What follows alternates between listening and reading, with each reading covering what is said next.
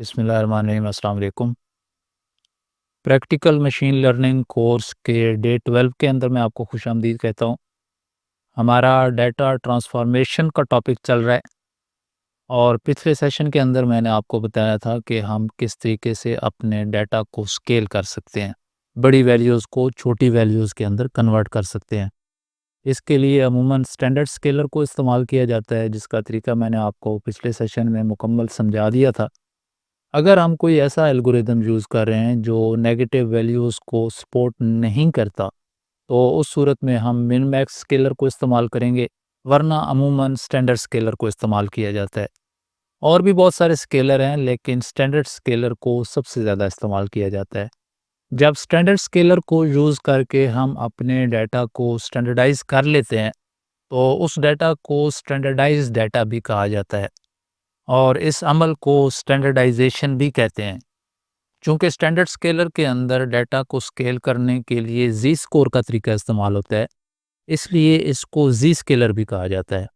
ज़ी score का तरीका मैं आपको पिछले सेशंस के अंदर तफसील से बता चुका हूँ, लेकिन जिस वक़्त हम अपने डाटा को स्केल कर लेते हैं या उसको स्टैंडर्डाइज़ कर लेते हैं, यानी बड़ी वैल्यूज़ को छोटी वैल्यूज़ के अंदर कन्वर्ट कर देते हैं और हमारा डाटा एक शक्ल से दूसरी शक्ल के अंदर ट्रांसफ़ॉर्म हो जाता है, लेकिन इसके बावजूद डाटा की डिस्ट्रीब्यूशन पर कोई फ़र्क नहीं पड़ता। डाटा की बहुत सारी डिस्ट्रीब्यूशंस मुमकिन है, लेकिन मैंने आपको बताया था कि हमारा मशीन लर्निंग उसी सूरत में ठीक काम कर सकता है अगर हमारे डाटा की डिस्ट्रीब्यूशन नॉर्मल हो। यानी मीडियन के एक साइड पर भी 50% डाटा हो और दूसरी तरफ भी 50% डाटा हो। ऐसी डिस्ट्रीब्यूशन को नॉर्मल डिस्ट्रीब्यूशन कहते हैं। नॉर्मल डाटा डिस्ट्रीब्यूशन को गॉसियन डिस्ट्रीब्यूशन भी कहा जाता है। इसको आप बेल कर्व भी कह सकते हैं, क्योंकि जिस वक़्त हम इसका हिस्ट प्लॉट बनाएँगे तो इसकी शक्ल बिल्कुल एक बेल या घंटी से मिलती-जुलती बनती है। कुछ लोग इसको स्टैंडर्ड डिस्ट्रीब्यूशन भी कह देते हैं, लेकिन इसकी निशानी ये है कि मीडियन के एक साइड पर भी 50% डाटा होता है और दूसरी साइड पर भी 50% डाटा होता है।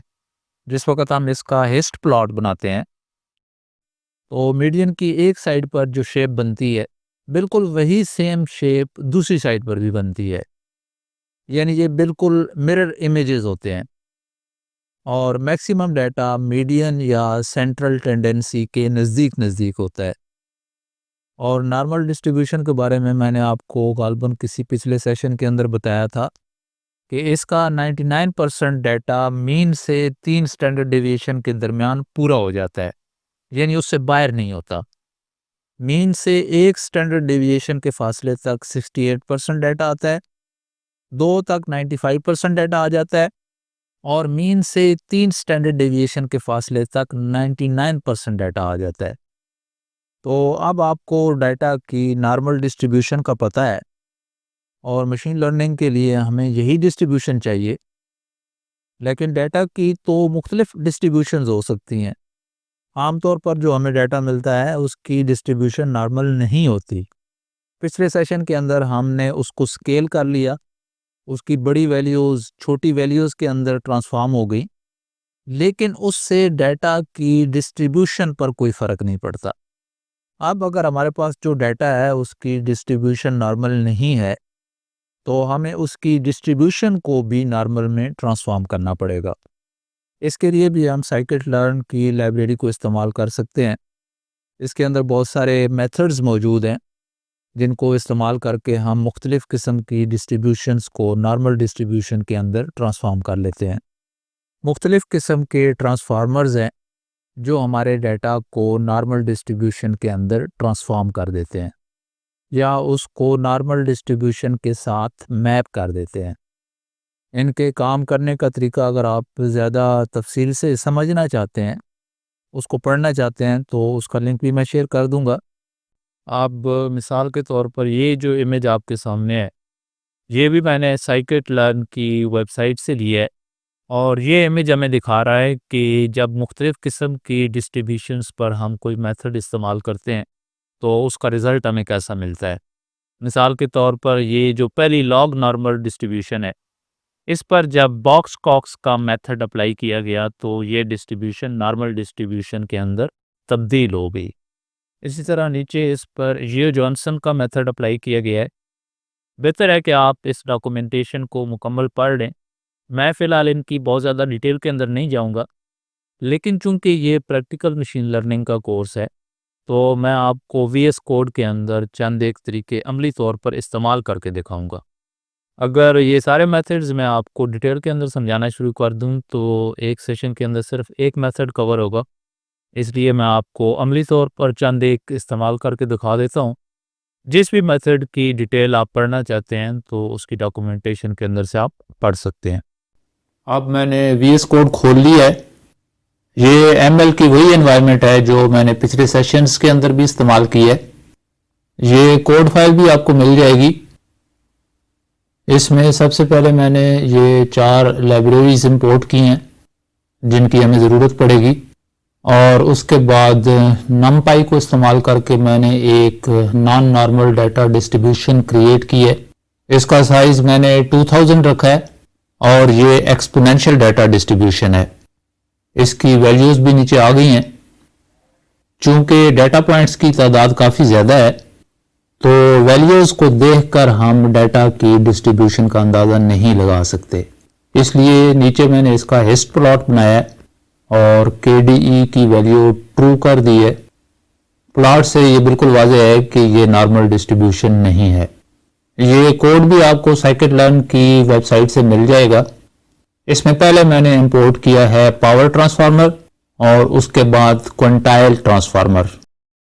इस डाटा पर मैं आपको 3 मेथड्स इस्तेमाल करके दिखाऊंगा, बॉक्सकॉक्स, जियो जॉनसन और क्विंटाइल। इनको अप्लाई करना भी बहुत आसान है। जो भी मेथड हमने इस्तेमाल करना है उसके लिए डॉट हिट ट्रांसफॉर्म की कमांड इस्तेमाल होगी। तो अगर किसी मेथड के काम करने के तरीके को आप अच्छे तरीके से नहीं जानते, फिर भी आप उसको इस्तेमाल बहुत आसानी से कर सकते हैं, क्योंकि उसको इस्तेमाल करने के लिए तो हमें यही सिंपल सा कोड चाहिए। लेकिन जो रिजल्ट या आउटपुट हमारे सामने आता है उसको देखकर हम काफ़ी हद तक अंदाज़ा लगा सकते हैं कि ये मेथड किस तरीके से काम कर रहा है।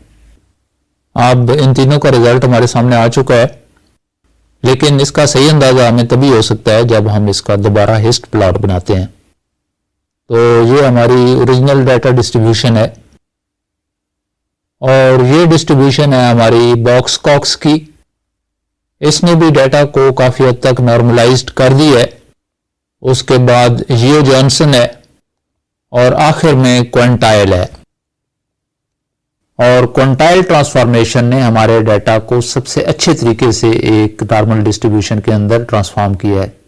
ये चूंकि नोटबुक आपके पास आ जाएगी, तो आप खुद भी मुख्तलिफ किस्म के डाटा पर इन ट्रांसफार्मर्स के मेथड्स को अप्लाई करके देखें, तो आपको अंदाज़ा होगा कि किस तरह की डाटा की डिस्ट्रीब्यूशन के लिए कौन सा तरीका ज़्यादा बेहतर है। डाटा डिस्ट्रीब्यूशन को नॉर्मल करना बहुत ज़रूरी होता है, क्योंकि इसके बगैर हम डाटा से फ़ायदा नहीं उठा सकते। अगर हमारे डाटा की डिस्ट्रीब्यूशन नॉर्मल नहीं होगी, तो ना सिर्फ ये कि हमारे मशीन लर्निंग मॉडल को उससे सीखने में मुश्किल होगी, बल्कि हमें खुद भी उसको समझने में मुश्किल पेश आती है। इस चीज़ को वाज़ेह करने के लिए कि डाटा नॉर्मलाइजेशन का क्या फ़ायदा होता है, मैं आपको इसकी एक एग्जांपल देता हूँ। फ़र्ज़ करें हमारे पास 3 मुख्तलिफ स्टूडेंट्स हैं, लेकिन उनके स्कोर डिफरेंट स्केल्स के अंदर हैं, यानी 3 मुख्तलिफ ग्रेडिंग सिस्टम है। 3 मुख्तलिफ टीचर्स ने उनको स्कोर दिए हैं और तमाम का स्केल डिफरेंट है। अब इनको आपस में कंपेयर करना काफ़ी मुश्किल है, क्योंकि इनके स्केल डिफरेंट है। यहां पर हम क्वार्टाइल नॉर्मलाइजेशन को इस्तेमाल कर सकते हैं। सबसे पहले हमने तमाम कॉलम्स की वैल्यूज को असेंडिंग ऑर्डर के अंदर अरेंज कर लेना है। छोटी वैल्यूज पहले आ गई हैं और बड़ी वैल्यूज बाद में। इसके बाद हमने हर रो की अलग से एवरेज कैलकुलेट करनी है। तीनों वैल्यूज को जमा करेंगे और उसको 3 पर तकसीम कर देंगे, तो हमारे पास उसकी एवरेज आ जाएगी। उसके बाद हमने दोबारा ओरिजिनल ऑर्डर पे चले जाना है, लेकिन वहां पर उनका स्कोर रिप्लेस कर देना है उनकी एवरेज के साथ, जो मैंने आपकी आसानी के लिए कर भी दिया है। अब चूंकि तमाम स्कोर एक ही स्केल के अंदर हैं, तो हम स्टूडेंट्स की परफॉर्मेंस को बहुत आसानी से कंपेयर कर सकते हैं। इसके बाद L2 नॉर्मलाइजेशन है। rescale each row to have unit norm. This type of normalization is often used when dealing with text data. The L2 normalization is calculated as the square root of the sum of the squared vector values. यानी इसको आमतौर पर text data के लिए इस्तेमाल किया जाता है। होते तो वो नंबर्स ही हैं, लेकिन वो असल में टेक्स्ट के वेक्टर्स होते हैं। इसकी एग्जांपल भी मैंने नीचे दे दी है। इसके लिए हमें sklearn.preprocessing से नॉर्मलाइजर को इंपोर्ट करना पड़ेगा। इसको भी हम .fit ट्रांसफॉर्म की कमांड से इस्तेमाल कर सकते हैं। L1 और L2 नॉर्मलाइजेशन दोनों एक दूसरे से मिलते जुलते मेथड्स हैं। इनका कोड भी एक जैसा है, लेकिन इनकी अप्रोच डिफरेंट है। L2 नॉर्मलाइजेशन स्क्वायर्ड कंपोनेंट्स के स्क्वायर रूट की बेस पर होती है, जबकि L1 नॉर्मलाइजेशन एब्सोल्यूट वैल्यूज की बेस पर होती है। तो ये इनमें थोड़ा सा फर्क है। अगले सेशन में मैं इंशाल्लाह आपको लॉग ट्रांसफॉर्मेशन के बारे में बताऊंगा। अल्लाह हाफिज।